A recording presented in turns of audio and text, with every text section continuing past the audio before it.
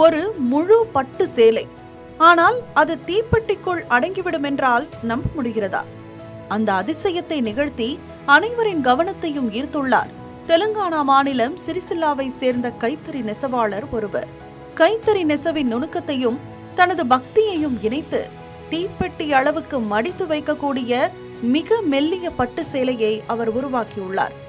இந்த சேலையை ஆந்திர பிரதேசத்தில் உள்ள புகழ்பெற்ற ஸ்ரீசைலம் மல்லிகார்ஜுன சுவாமி கோயிலுக்கு காணிக்கையாக அவர் சமர்ப்பித்துள்ளார். பார்ப்பதற்கு சிறியதாக தோன்றினாலும் இந்த சேலை வழக்கமான பட்டு சேலையை போலவே சுமார் 5.5 மீட்டர் நீளம் கொண்டது. ஆனால் மிக நுண்ணிய பட்டு நூலால் நெய்யப்பட்டுள்ளதால் இதனை சிறிய அளவுக்கு மடித்து தீப்பெட்டிக்குள் வைத்துவிட முடிகிறது. கைத்தறி நெசவின் திறமைக்கும் கைவினை கலையின் பெருமைக்கும் எடுத்துக்காட்டாக உருவாகியுள்ள இந்த தீப்பெட்டி பட்டு சேலை பலரின் பாராட்டையும் கவனத்தையும் பெற்றுள்ளது.